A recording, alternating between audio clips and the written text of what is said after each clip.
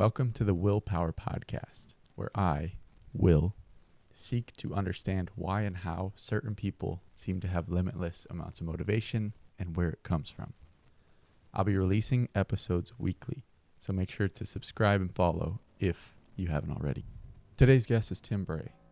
Tim is a dating coach here in Austin, and he co-hosts the podcast, The Art of Approach. Tim and I met about a year ago, and we become very close friends through a mentor-style relationship. I've learned a lot from him, and I can say he's one of the most open and genuine people I've met. You can find out more about Tim on Instagram at the_approach_coach or at theartofapproach.com. Enjoy.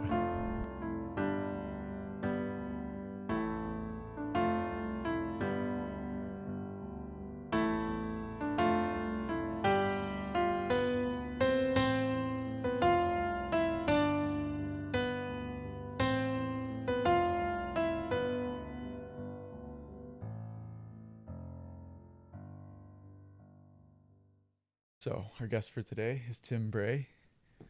Me and Tim met just about a year ago now, and it was at one of his meetup groups. And I came into it. The meetup group is called Dumping Dating Apps, and I came into it just interested in it, and I walked away with a dating coach and a new perspective on life. So took you a few days to think about it, but yes. Eventually you did. Yes, I came around in the end. And now, of course, we have our podcast together, the Art of Approach podcast, and we're working together as coaches. Yeah. So very honored to have you. Dude, I'm so honored to be as your first guest. This, is the first podcast, but it's going to be a big one. I know it will be. I know that you're the kind of person that has an incredible willpower and determination to go through things. So this is great. I'm excited to be the last person on your list that people go through after consuming hundreds and hundreds of podcasts. That's where we're gotta directed, be the last right? one. They'll stop at this right now. Okay, let's get into it. So, for this podcast, the general idea is, of course, willpower. So it's, where do you find self-control? How do you do the things that you know are good for you? And of course, no one is able to always make those right decisions. Yeah. But what I wanted to dig into is, like, what are the things surrounding you that allow you to make those right decisions? Because a lot of the time when we hear willpower, we think of like grit and just like discipline. Like, oh, I'm just going to do it no matter how I feel. But it's like, how can you actually build that so that it's easier to make the right decision? Yeah, I mean, I can speak for myself, and I also just imagine many people out there. Life is hard, and it's amazing that if you have a roof over your head and you have a job that pays the bills, oftentimes that feels like that's all I can do.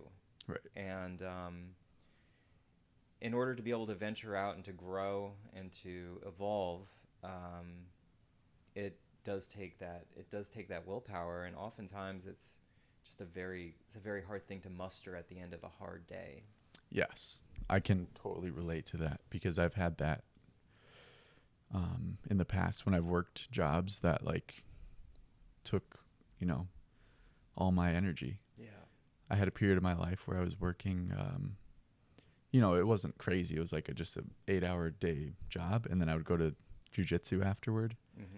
And I would also work out. So I'd do my lifting routine and my jiu-jitsu, and that took like 4 hours every evening. And so it's like I go to work from like 6 to 4, let's say, and then I go to the gym, and it's like we're from like 5 to 9. So it's like, where else? What am I going to do with my life? Right, absolutely. That's everything. And something that I'm kind of catching on to right now in my life is how certain things zap that energy. Yes.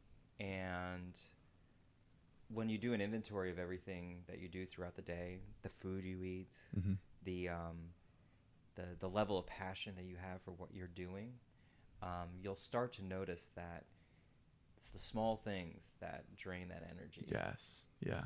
And what I've learned from going off on my own outside of the 9 to 5 job and trying to focus on my own thing, even though my own thing, which, is to evolve to become a dating connection coach, even though I'm facing major struggles with that, there's still a level of energy that I get from that that I wasn't able to get from the 9 to 5. The 9 to 5, I'd be tired. I'd have to take a nap when I would get home. Yeah.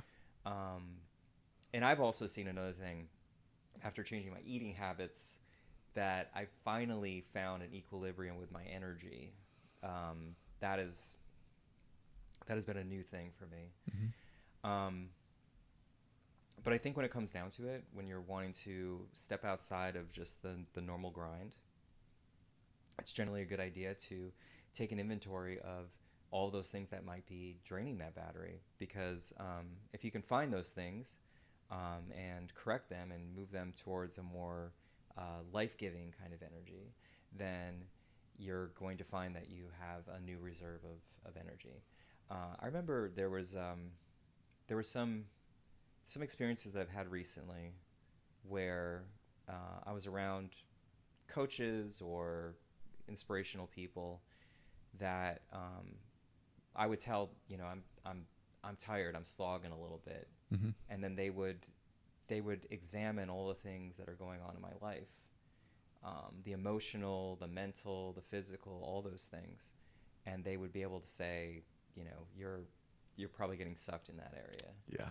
And so as far as gaining that motivation to accomplish great things, I think it's very important that we look at ourselves like a machine that needs to have the right kind of fuel coming in at all times.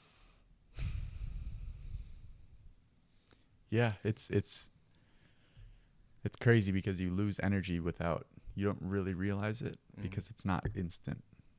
It's like you're draining some energy here, and then later in the day you're tired. But it's hard to make the connection. Well, it's because we're often in a state of unawareness. We're just kind of going with the flow, right? And not really paying attention to all the different things that are coming in there and sucking things. And I think that maybe one of the biggest things that is probably sucking a lot of people and really depriving them of their ability to be motivated and to have that willpower to move through is relationships. It is uncanny to see how much a bad relationship or an unhealthy relationship can deplete us. Just remembering back to the last girlfriend that I had to cut loose, we had started to experiment with this idea of just being friends after getting out of a close to a year relationship. And I was not motivated to date because I had an attachment to her, and I was totally unaware of that, because for all I knew, we had made an agreement that we were going to explore friendship, we were going to see how that works, but I was unaware of the underpinnings of that attachment. And once I released that attachment, I suddenly had all this new energy to go out and date. So that's really like a fine example of how addressing the things that are lurking underneath can bring about a new found energy. Yeah, I think you said something similar with when you had a job and at the same time you were doing the coaching, when you had like a day job. Yes. And how losing your job actually gave you more energy towards the thing. Is that a similar type of attachment? Yes. Would you say? Absolutely. Okay. Absolutely, because if you think about it, they're closely related. My connection with my ex-girlfriend was feeding me some of what I needed, not all of what I needed. The job was feeding me some of what I needed, not all of what I needed. It was giving me security. My connection to my ex-girlfriend as friends was giving me security. Right. And with that security, you get comfortable, and you don't have to take action right away. It gives you like the most base level, like what you need. Right.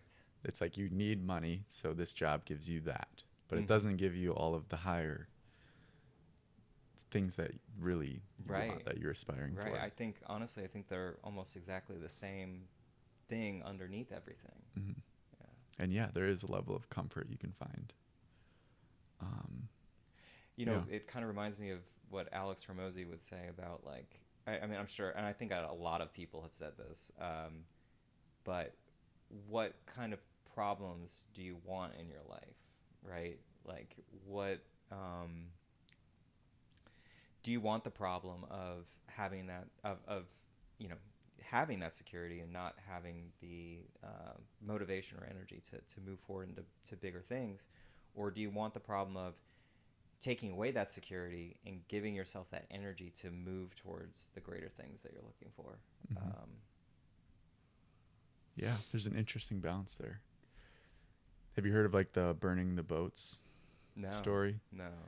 I think there was one farther back in time, but I know the explorer Cortez. I think he's from Spain, I believe. I'm probably getting this all wrong. I think you're right. Somewhere in either Mexico or South America. He is with his men, and they land on shore, and he destroys the boat because he knows how hard it's going to be for them to go and take over and take over this country. Wow.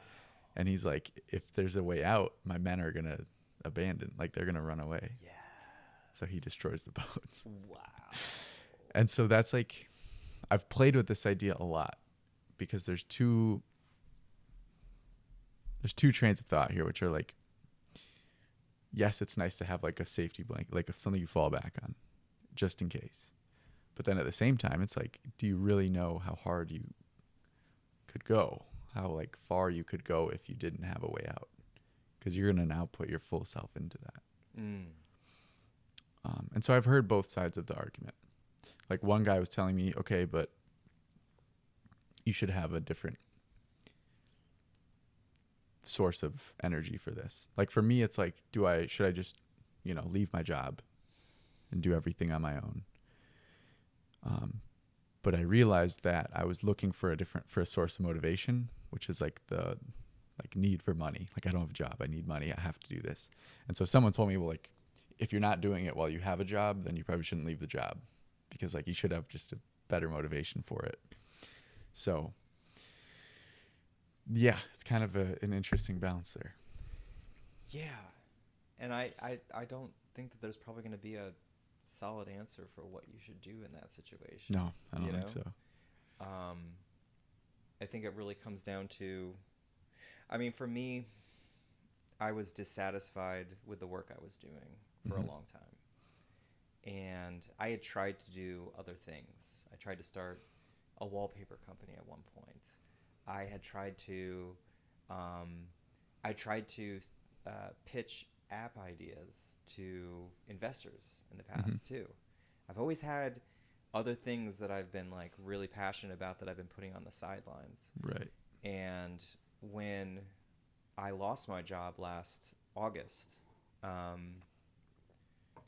I realized I needed to do something different than what I was normally doing. Instead of just searching for another job and trying to continue doing a thing on the side, I realized that I needed to have a commitment, a strong commitment to something, because I hadn't been as committed to those other things in the past.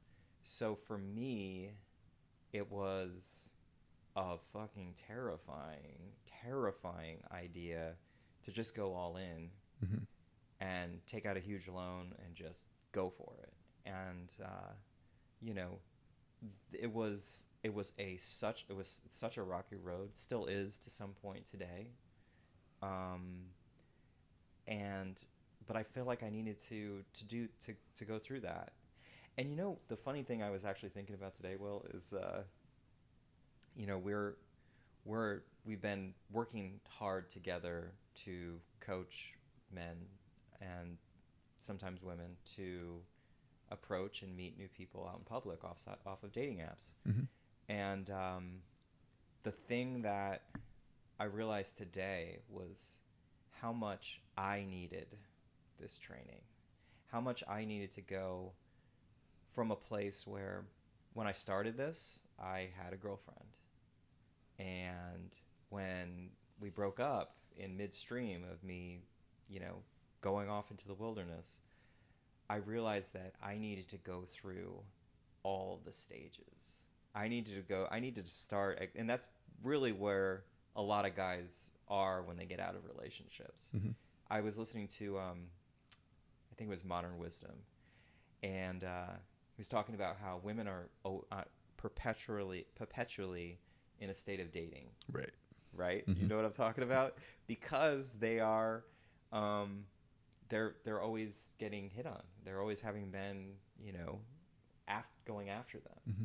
And men don't experience that. So when men are in a relationship, they get into the sort of a closed off sort of zone, whereas women are constantly in that state. And you will notice that a lot of the times the women, it's so much easier because of that for women to get into another relationship afterwards, whereas men take a while. And I've had to, in the past when I've gotten out of relationships, I've had to recuperate for like a year or 2 years before I could get back into my own zone.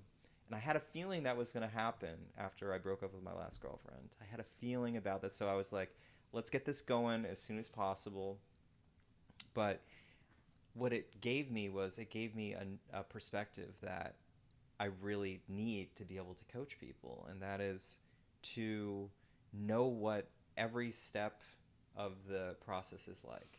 To go from the spot where I'm back on the playing field, absolutely terrified, can barely get words out of my mouth, so I can work myself up and experience it all again, so that this new year that we're in, I can start applying that with every guy that comes in, so I can address every single person's problem. It took so much, like, at first it took so much humility, because here I am, the dating coach, and I am struggling with approach. Big time. Even to this day, even though my approaches have gotten so much better than where they were, and I've been learning so much, the last guy that I took out asked me to do approaches, and he was right next to me when I did this one approach, and I couldn't even get the words out of my mouth when I was talking to her. So like that for me, like the humility that it takes to be in that space, to show them, I didn't do it on purpose, by the way, but to just show them that this is a human condition. Nobody has all of the answers. It is a journey of yourself through and through. So yeah, I don't remember exactly where we started with that, but yeah, I think that's very true. And I think the biggest things that both of us have to offer people is more of like the tools. It's like you're not going to just get to a place where you're never nervous or where you know exactly what to do. No. But you're going to know how to handle it when that comes up.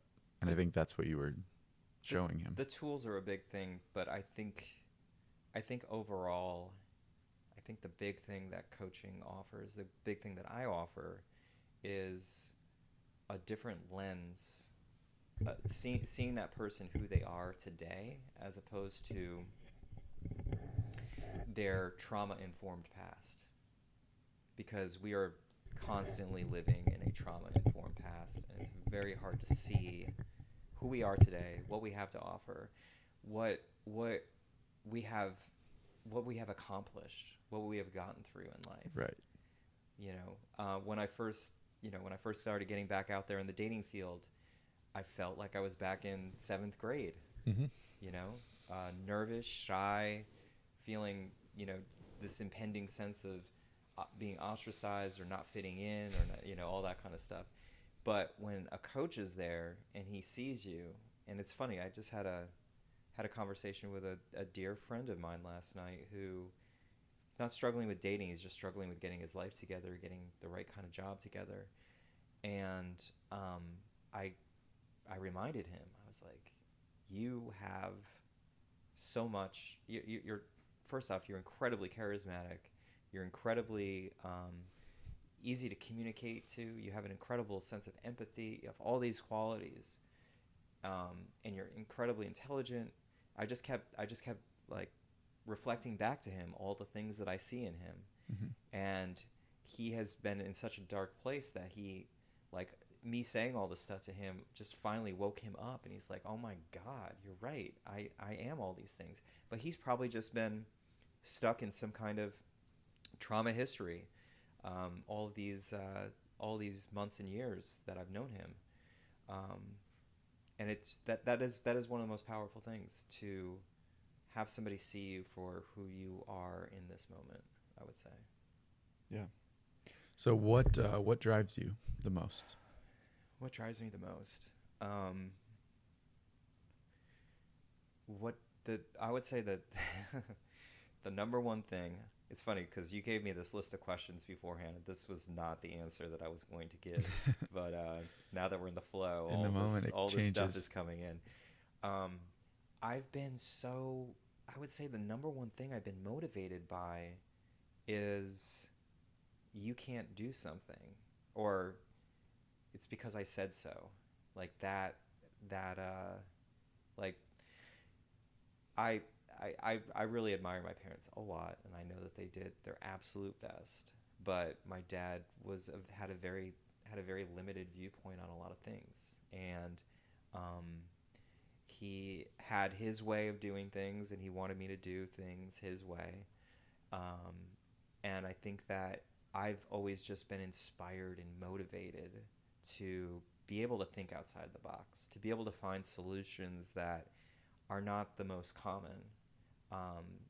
To really, I would say that the way that I think about solutions, that I want to immerse myself in the problem first, and then maybe hear other solutions on the outside. But ultimately, I really want to feel for myself what a solution could be, and if it means going outside the box and trying something completely radical, like, I love that. And I'm so motivated, inspired by the innovation that's available there. So when you tell me that I can't, that something is impossible, that lights a fire under me. So it's going against the grain. Yes. That motivates you. Yes. I am an Aquarius, so that is probably of my nature, to be revolutionary and to be avant-garde and to think around things. Yeah. Great. What how do you think about the future? Do you have a vision of where you want to be? I do. I absolutely want to be fully immersed in a world where I am informing and creating catharsis in people's lives, helping people, through my main motivation of thinking outside the box, through examining people's lives and showing them that there are other ways of working, and hopefully breaking them out of their trauma-informed history and into a new way of looking at the world, new way of looking at relationships. I am on the path of my future at the moment. I don't know if I would have been able to say that a year ago, but I think that I see a future for myself where I am having a regular, steady diet of people, expressing the changes that they're seeing in their world, and being able to grow and find new love and connection. And my primary goal in this life is to create more love and more connection And I can't think of anything that is more powerful or worthy of my time and my efforts and my pain and my suffering. Yeah. I had someone ask me recently, I was talking with a friend about how we are motivated. So I was asking her what's the thing that motivates you? And we had to talk about it. And then she asked me am I missing anything in my life? I thought about it. I said, no, there's nothing missing. And so something I've been trying to think about is like, yes, I have this vision of where I want things to go, but at the same time realizing I have everything in my life right now. So do you feel like with that vision of you helping people, is there anything missing from that right now where you could say, oh, I'm not living that life? That is such a interesting query, because you can look around and be grateful for all that you have. Mm-hmm. I have a roof over my head. I have food in my fridge. I have a great dog. I live in Austin, Texas, which is one of the most culturally active cities in the United States. I have health insurance. I mean, the list just goes on to all the things that I'm granted by just being, a middle-class white dude in America. All Right. of that stuff is just so incredibly enriching. But if I just stick with that, if I'm just content with that at the same time, that keeps me from wanting to expand. So it's like, where do you find that fine line, or where do you have the ability to balance the gratitudes that you have already with the direction that you're going to be wanting to go in the future? Okay, here's where I balance those two. I am a part of my life now that is a necessity for me is that I am growing something. So it's like I am grateful that I have something that I'm working on, and that is growing. So that's where I find that.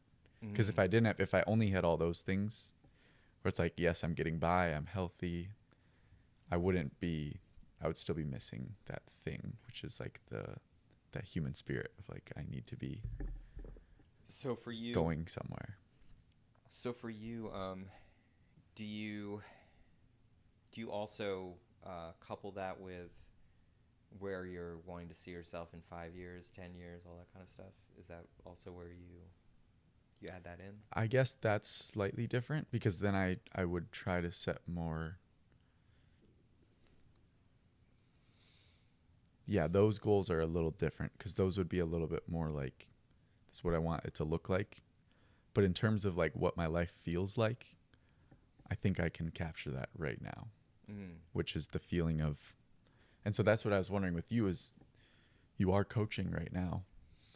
You're already doing those things, maybe not on the level that you hope to get to, where it's like you could be, having more impact. Yeah. But you are already doing all those things. Right.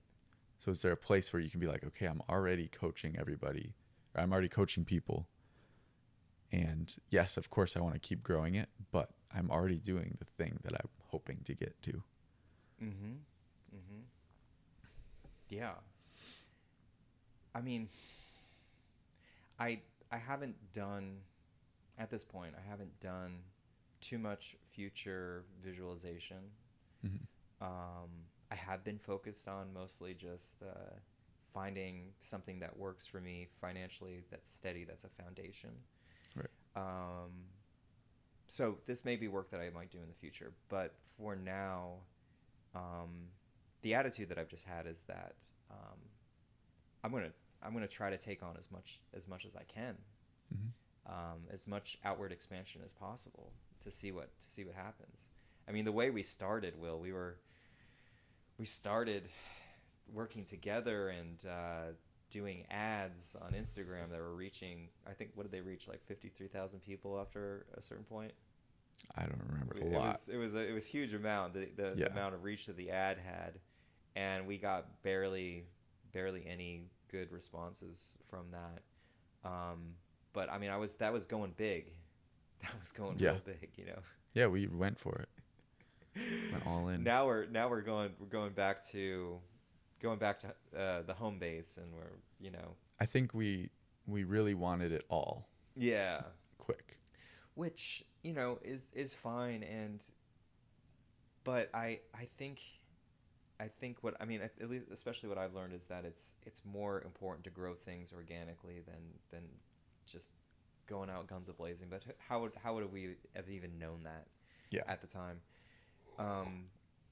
So what we found through that activity of just going big is that it's harder to make connections when you go so big off the bat. But if you start small, if you start organic, if you start intimate, then you have the possibility of growing larger. Right. So I'm still thinking in my mind that I want to go larger, but I don't right now. I haven't quite visualized exactly what that end point of the end of the year is going to be, and that's something I feel like I need to do a little bit more thinking on myself. This is something Instagram and TikTok exploit heavily, which is our desire to grow super fast. They do something where they will. I mean, especially TikTok, they have full control over like how many people see your things. They can just show it to as many people as they want. And so what they will do is every so often they'll just give you a one of your things will go viral. Mm-hmm. And you don't really know why. And so then people will like try and figure out, okay, what was it about that one that made me go viral? And there's I forget what it's called, the slot machine effect or the lottery effect or something like that, where when you get an intermittent reward that is unpredictable, you get hooked. Yeah. You get hooked on that. Yeah. And it's that thing of like getting what you want really quick versus building your own audience, doing more organic growth, like things like what we're doing with Meetup, and especially like the approach group. Like it's not a lot of people, especially at first, but it's growing slowly, and the people that we have are like serious connections now that we have. And you just have to have trust in that slow growth. Mm-hmm. And especially at first, it seems really slow, but it's like it can be exponential. Yeah. Because once you get more people involved, they meet more people, like you just get more. Right. So yeah, I like the slow approach we're taking, and the fact that we're able to do that now. Yeah, me too. It's so much more meaningful. You know, we talk to people. The main groups that we're talking to right now are meetup groups. So when people come in through the meetup groups, there's already a 1 degree of connection, mm-hmm. as opposed to the ads where people don't know who you are. Right. And then these people in the meetup groups come in, and there's already a warmth about it, and that just helps you as a leader be so much warmer to them, you know. So yeah, going the organic way, that's the way that I'm preaching these days. Yeah, that was so smart. So let's use that actually. So what made you decide to become a dating coach? Approach has been approaching women has been one of my greatest fears.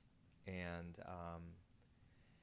when I look back on my life, I know that, you know, when I look back at my life and my traumas, I know that a good amount of them were informed by my family, of course, but I see the biggest struggles that I've had in life are connecting socially.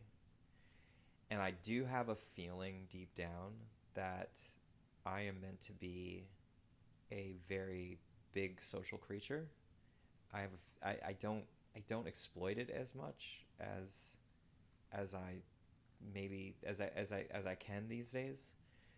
Starting to build, obviously, but I have had many periods in my life where I've gone and gotten myself very isolated. But I have always, even in those moments, I've always felt that I was really born to be a social creature, a community builder, and somebody who sort of revered in those communities. So I think that there's been a calling for me for a long time to to be instrumental in people's lives. But with approaching, because of my the bullying that I experienced in high school, because of the lack of self-worth around women for a very long time as a result of it, I've kind of gone through different phases where I've had social ease and have had that isolation that I was talking about. And when I get myself into a place of scarcity, like I just break up with a girlfriend, I tend to go into that isolation zone. Mm-hmm. And as a result of going to the isolation zone, I feel completely inadequate and, completely frozen in the state that I'm in.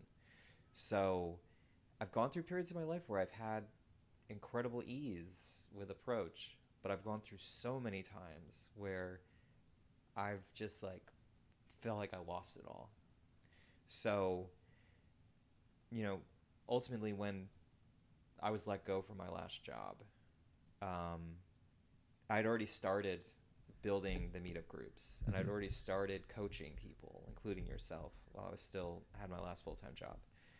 And I knew that by the end of the year, I wanted to quit the corporate life and move into something that was more meaningful. Mm-hmm.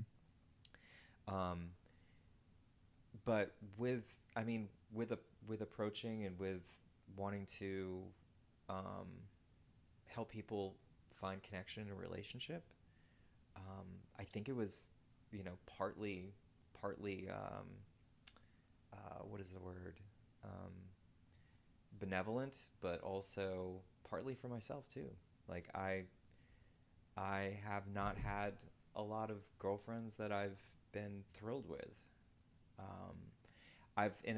That's mostly to do with me, because I would find women that were pretty good but probably needed some work, and I felt like I could help them complete that work. Right. So I wonder what that is, because I definitely know that feeling of there's a weird thing where when you see someone who is, let's say you think they're too attractive for you, or they're too put together, that's intimidating. Yeah. And so sometimes when you see someone who you might, I don't want to say they're beneath you, but you feel like they're a few steps behind in terms of whatever emotional development or their financial situation, whatever it is, that could be less intimidating. Yeah. And it could be a little more comfortable. Yep. So do you feel like that's what it is? That's what it is. It's also comes back to it also grants you a feeling of control. And when for sure, there's been so many times that I remember resting assured that the person I was with was not going to see anybody else. Yeah. Or not going to leave me. That was the last thing. With pretty much all of the girls that I've dated, I've always known that there's no way that they're going to leave me. Do you usually end up ending it then? Are you the one? Yeah. Yeah. So it's control, and it's also a lack of self-worth, a lack of feeling like you'll actually be able to keep the kind of woman that you want to have around. Right. And then being okay with okay, even if she doesn't, or if she leaves me, I'm still me. I still have myself. I feel all of what I need. Yeah. So, getting back to what we were talking about why I decided to go down this route. Part of it was for me, but a big part of it is just I looked at where I was. I was turning, I was just turned 40, and I was like, okay, now I have another 40 years to go, hopefully. And what the fuck am I gonna do with the rest of that time? Because that's all the time I get. Mm-hmm. And do I want to still be working for somebody else, designing applications for mobile devices? I don't think so. So, I mean, it really comes down to, again, what is the most worthy thing to be dedicated to, committed to? And that's, to me, that's love and connection. I can't think of anything more important than that when it really comes down to it. Yeah, and especially I think it's something a lot of people are missing. So it is, yeah, I think it's super important. It's not just that they're missing it, it's not just that they're lonely, but it's also that, being alone without a community, without a partner, is detrimental to your health. There's so many statistics that, that people are at a higher risk of things like dementia and heart disease. I mean, the list goes on and on. It's a huge list. So it's to our survival that we connect and we relate. Yeah, one of the biggest contributors to Alzheimer's is social isolation. Yeah. Because you're not engaging with other people. You lose certain parts of your brain because they're just not being used. Yeah. I mean, I think about my grandmother. She had dementia, and she lived with my grandfather. They never left the house. Yeah. They never left the house. So, yeah,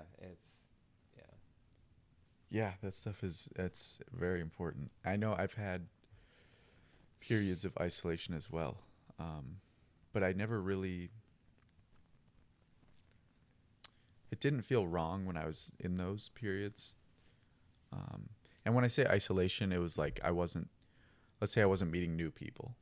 Like I had some friends that I would see, but it wasn't, it was very closed off, and I spent a lot of time alone, or at least feeling alone. And it didn't feel wrong, but it was something where when I did go into more of an exploratory phase of like meeting more people, trying more things, I realized like, oh shit, I should be doing this more. This feels way better. Yeah. So it was like, for me, it was something that I just didn't know. I didn't realize how important like social connection was in those times. Yeah. All right, let's get into it. I want to talk about a failure that you've had. So what was like a big failure that kind of defined your life, something that changed your trajectory, something you really learned from?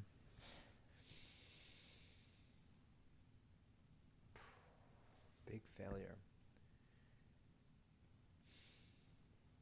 And let's say at the time you felt like it was a failure. At Maybe afterward you realized this was a great experience to learn from, but... Right.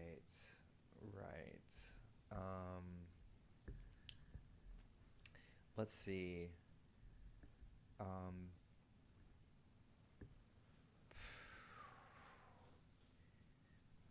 Geez, I'm sorry, Will. I know you gave me these questions ahead of time, but I totally forgot what I was going to say about this one. I know there's a lot of failures, ladies and gentlemen. I'm not having a difficult time picking one, but I just want to get a good one for everybody so that it makes for meaningful conversation. Oh man. I have failed so many times. I've failed so many jobs that I've been on. I've gotten fired from most of my jobs. I've had so many relationships that have failed. I almost lost friends from drinking too much, too.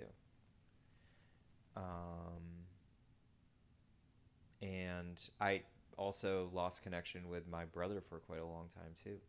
And I guess that at the time those all kind of felt a little bit like failures. I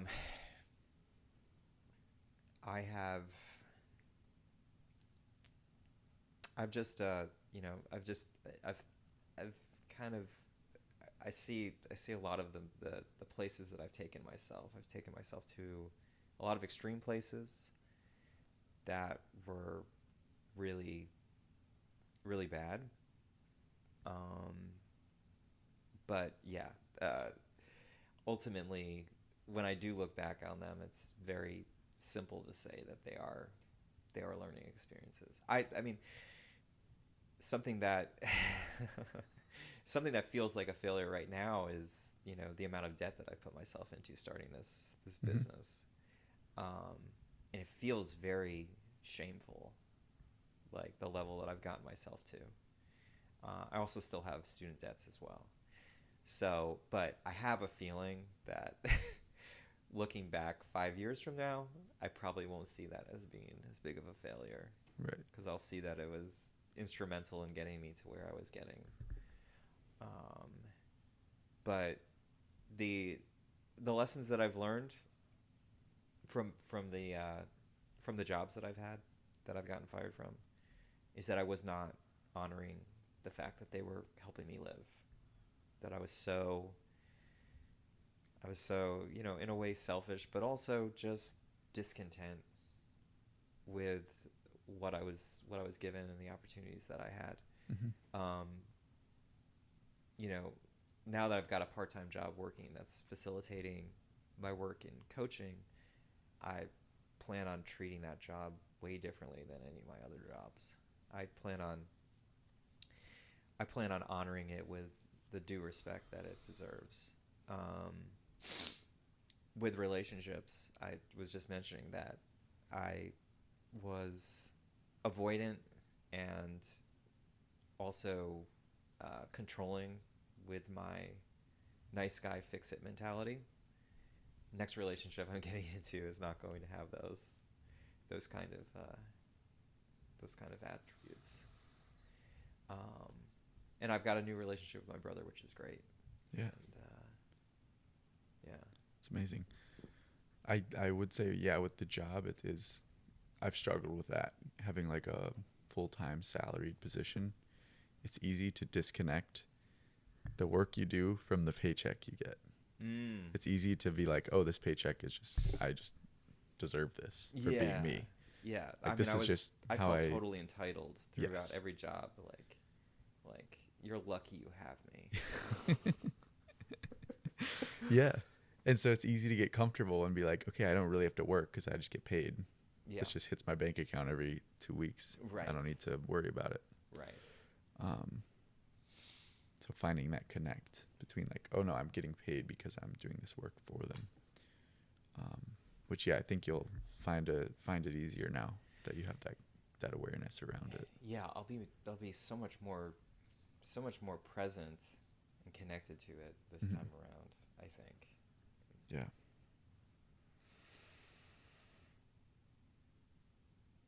So what specific dating experiences have shaped you the most? And with this question, are we talking like we're talking about dating, not relationships? Could be either one. Okay. Let's say experiences with women in a Okay. romantic setting. I'll share a story about one dating experience that happened semi-recently that I thought was really profound. This is before the last ex-girlfriend that I mentioned. And this was, I think, 2021, so 3 years ago. I was just getting out of the pandemic, out Mm-hmm. of the lockdown, and I met a girl through a friend, and she was absolutely exquisite. She was a ballerina, and she was. I felt at the time that she was way above my weight class. And the pandemic like set me back so far, as I'm sure it did with many people, and I was so insecure. Mm-hmm.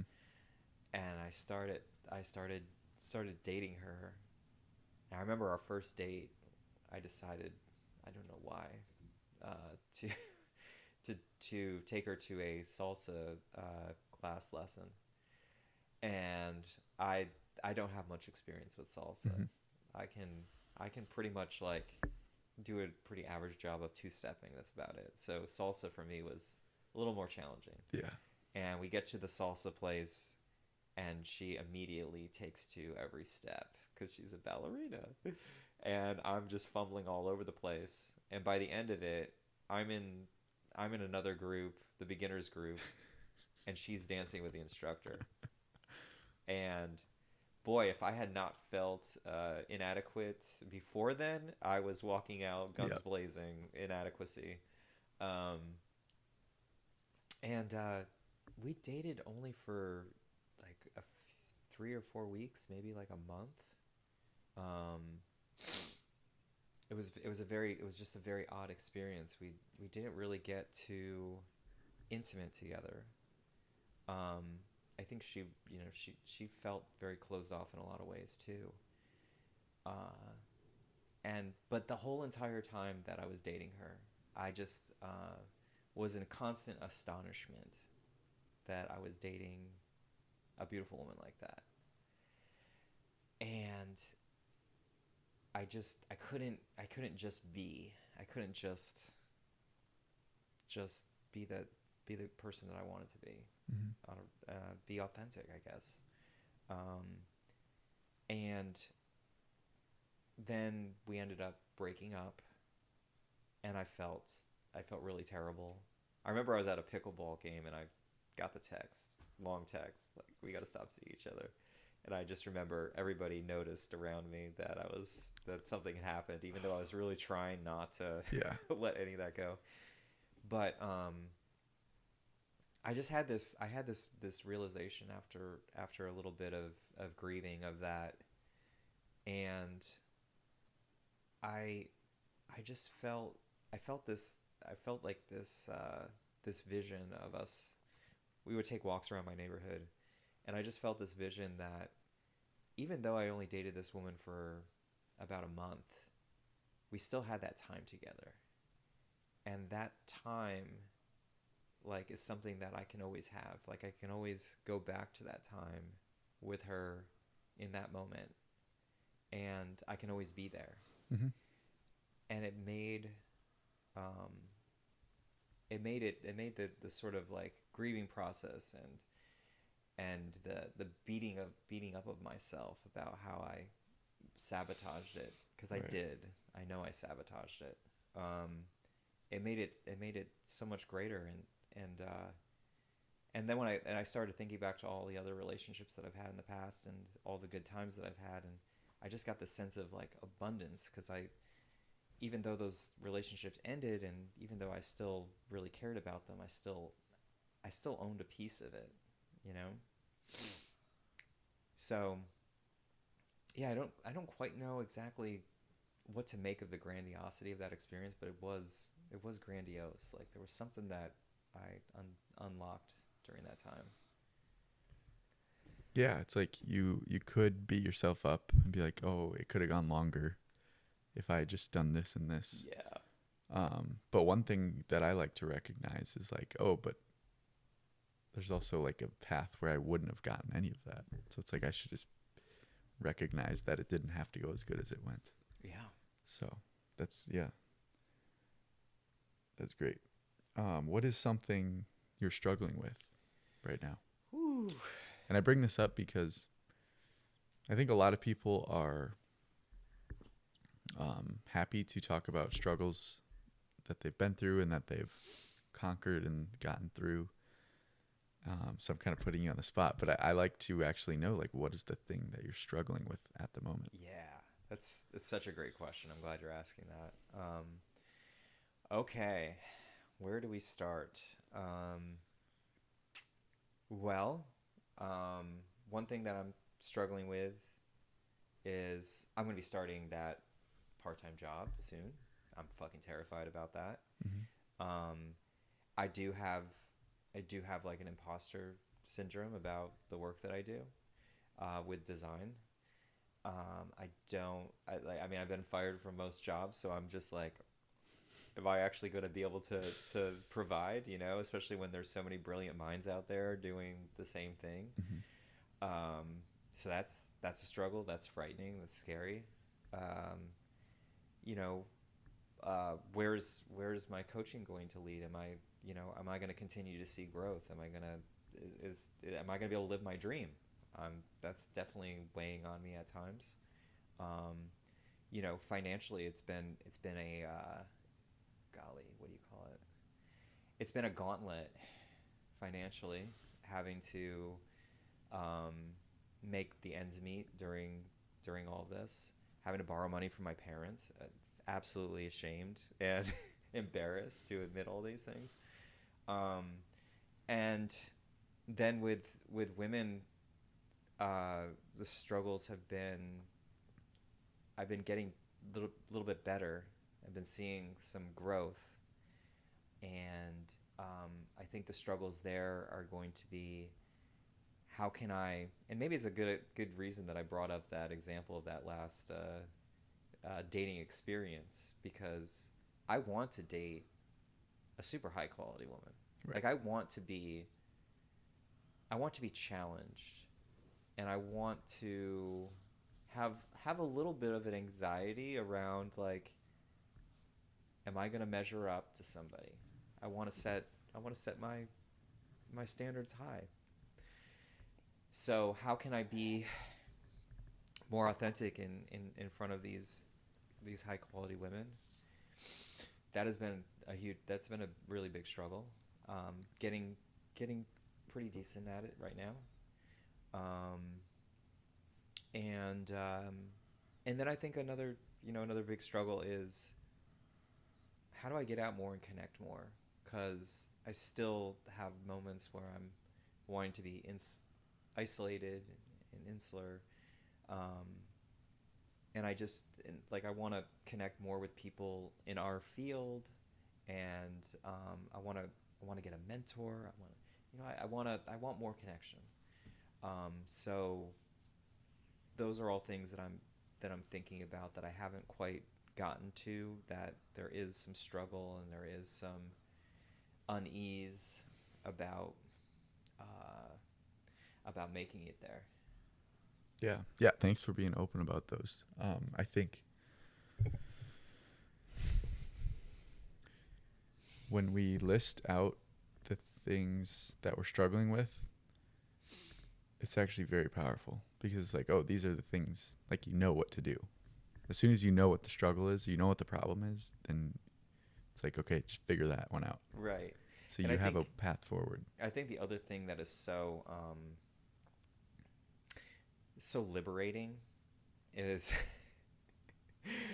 being able to admit all of these things that I'm shameful of, that I'm struggling with,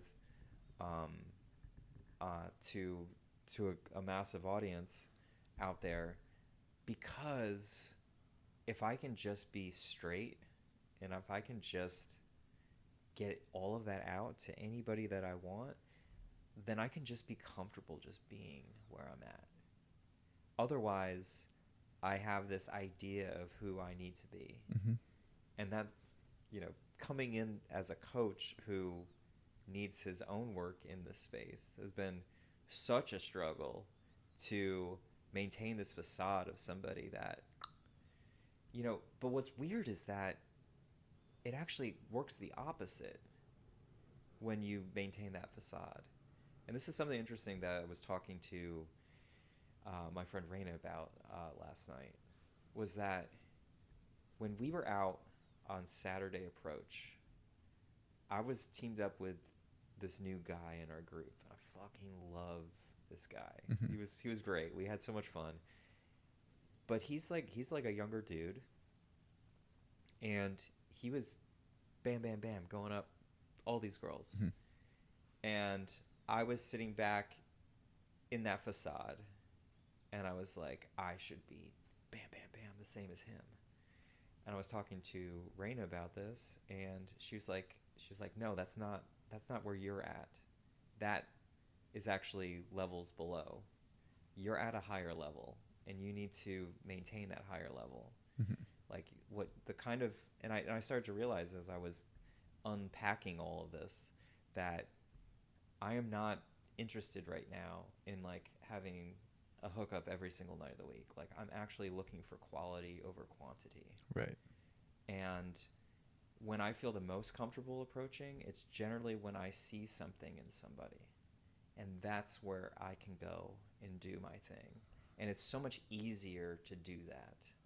But by, by playing a role and by pretending that I'm something that I'm not, I actually get myself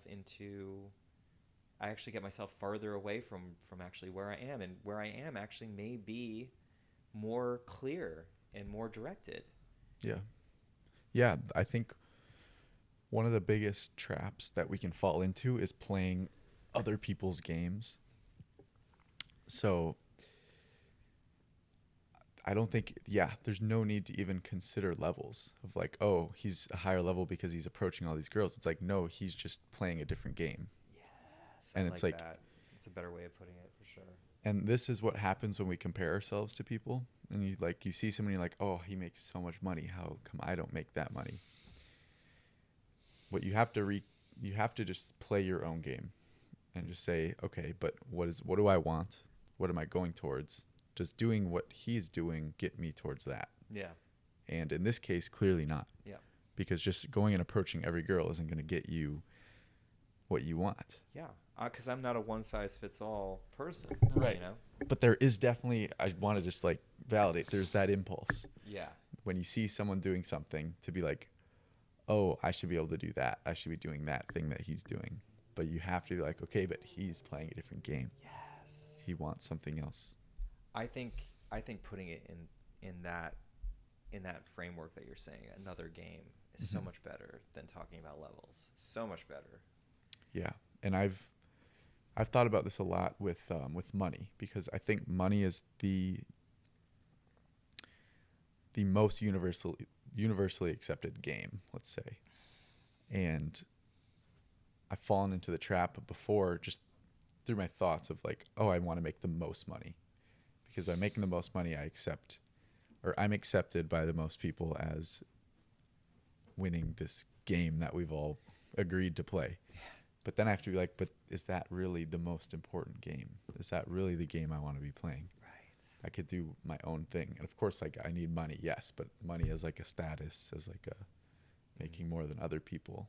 Yeah. I don't think that, we don't need to be playing that game. Right. Yeah. Yeah, that's so interesting. I mean, to even prove that point, Will and I were at a stand-up comedy show. And I was well dressed. Mm. And one of the comedians pointed out that I was like the richest guy in the room. Do you remember that?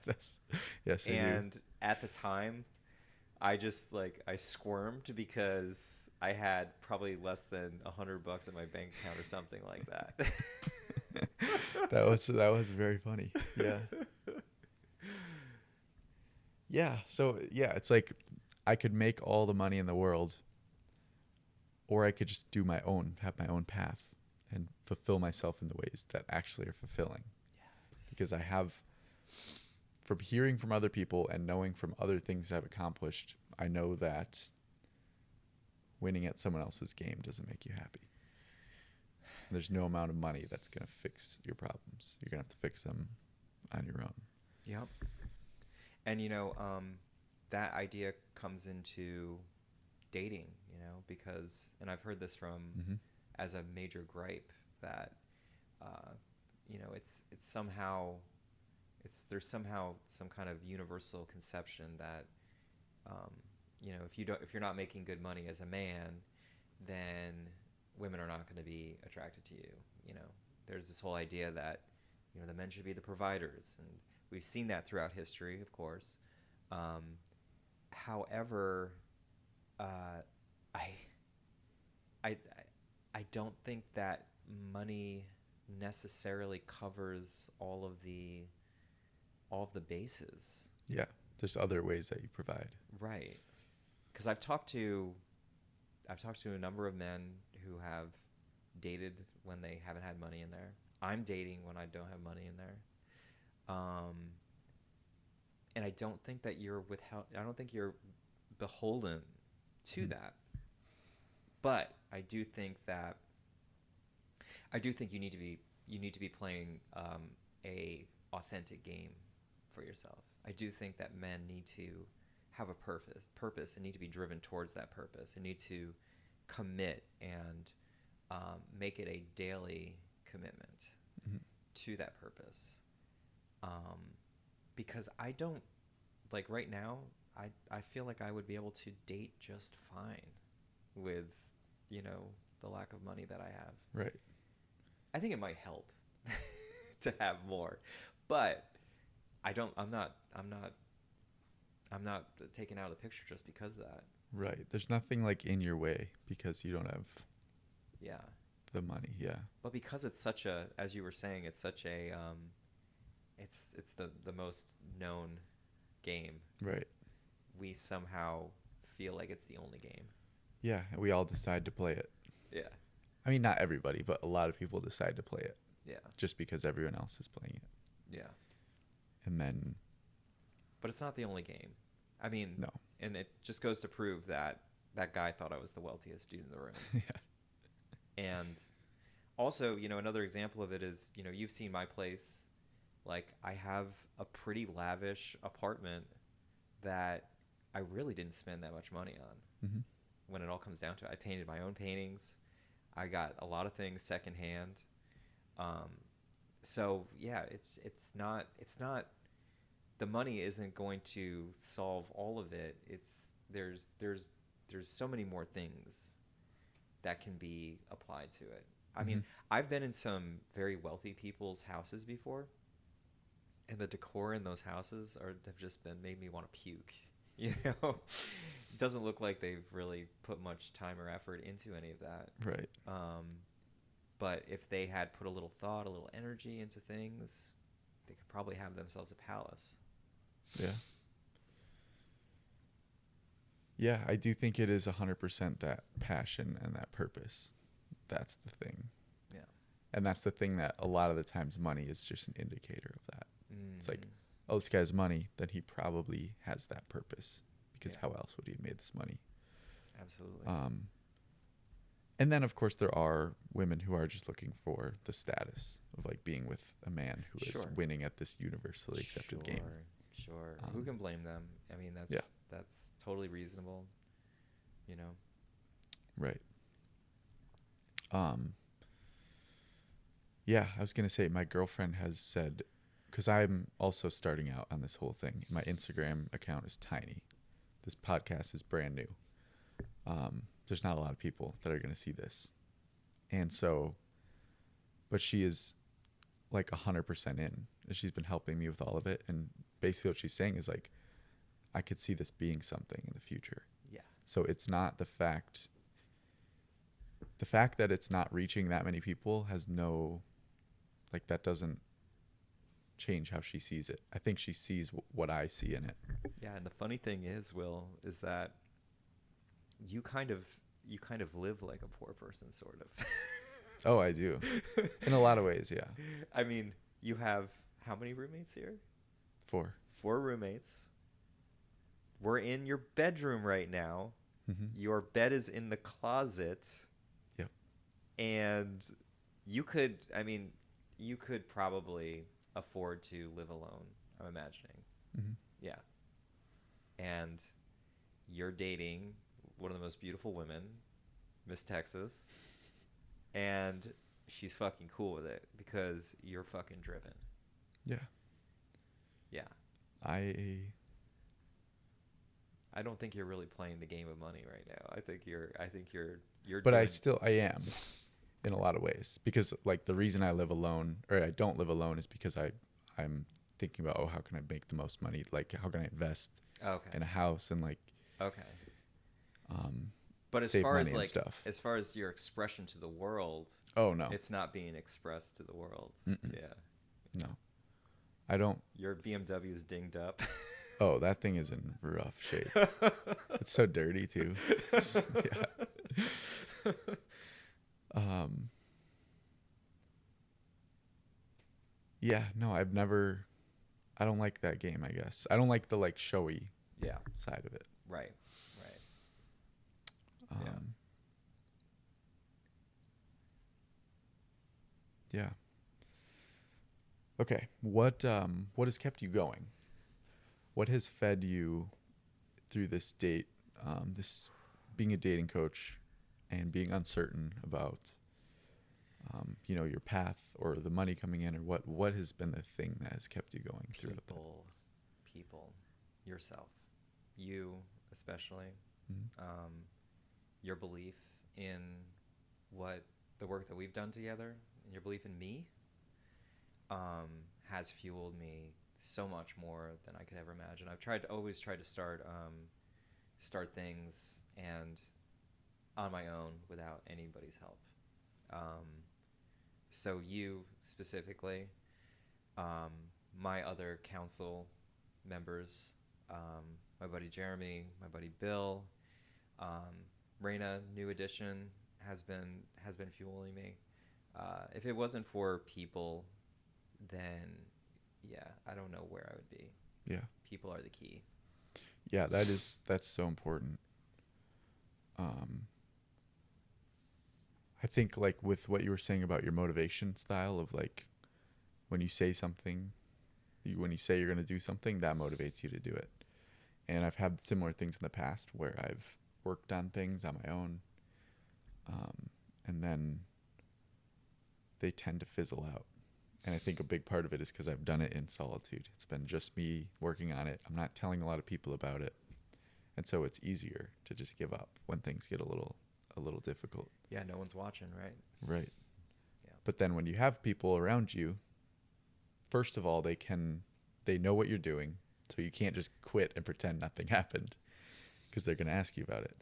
And then secondly, which is kind of, we've talked a lot about this with approaching, which is they're like those group members that when you have a failure, you go to them and they're like, oh, dude, it's okay. Like, you're still doing this and this and this, and it's great, and let's keep going.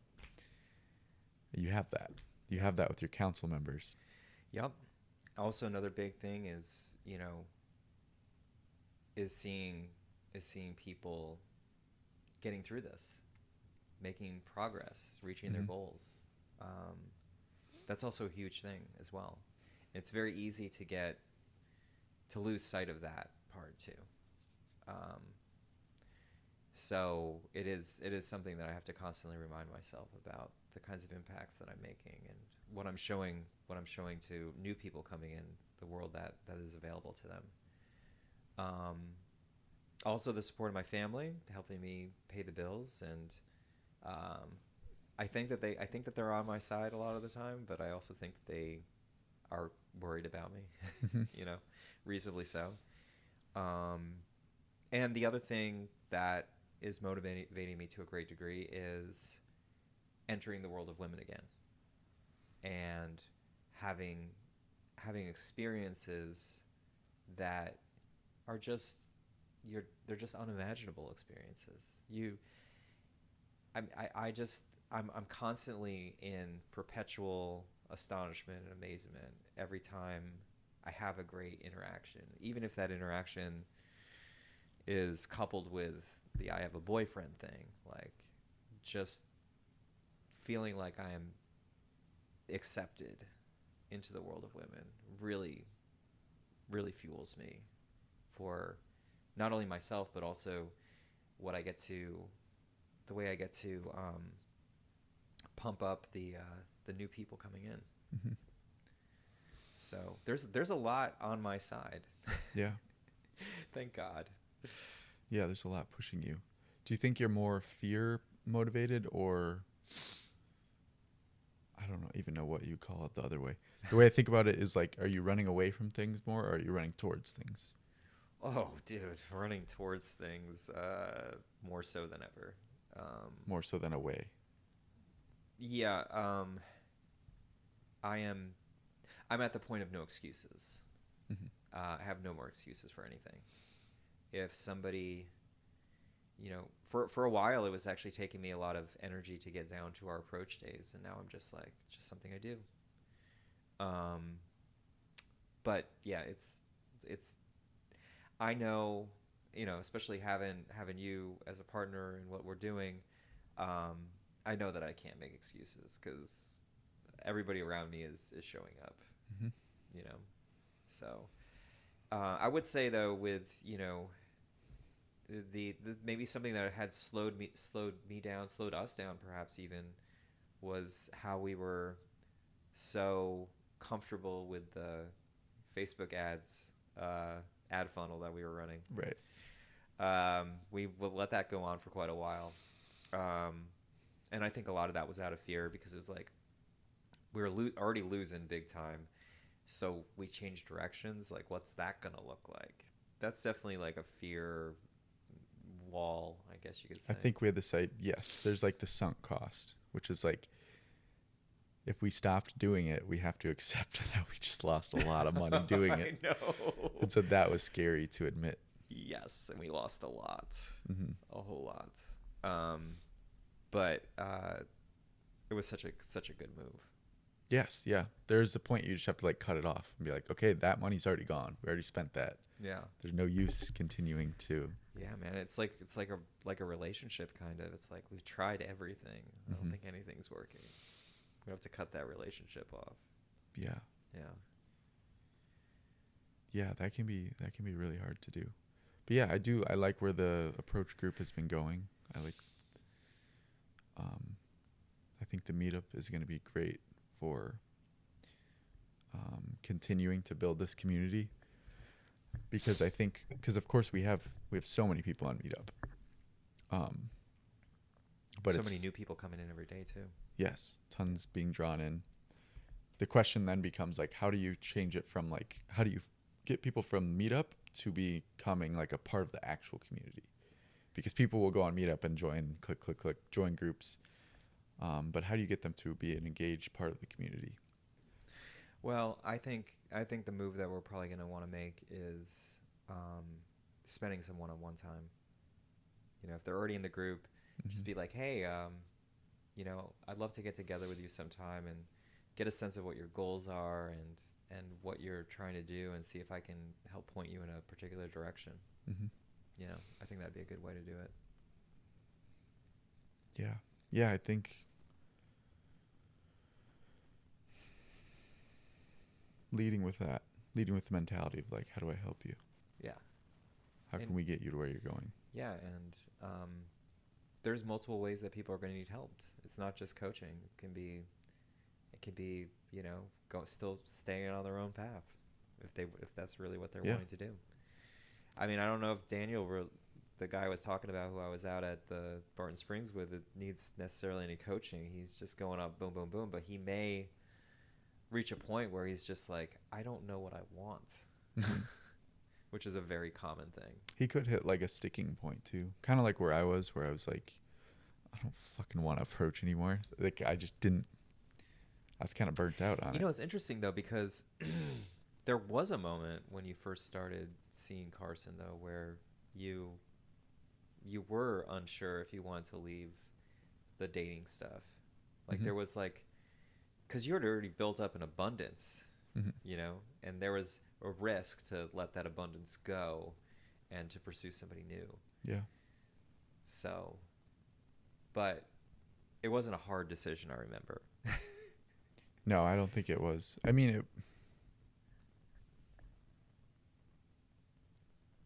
it definitely wasn't that hard. Like a part of me was like telling myself not to. But then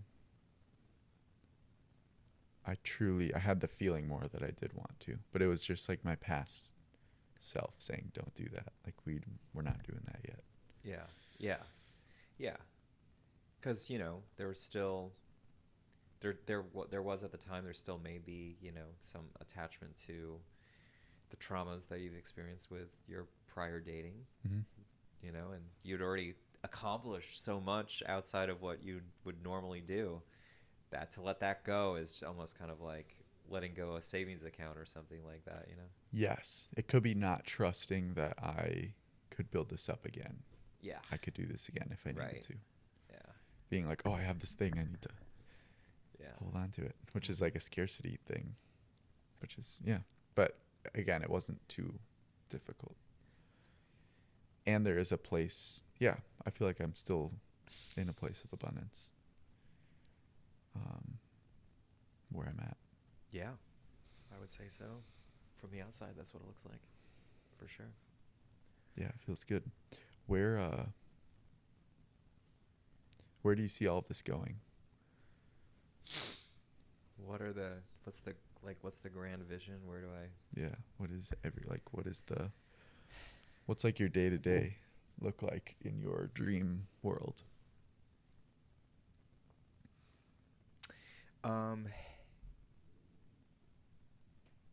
I would love to, I'd love to have a lot of clients, that's for sure. Mm-hmm.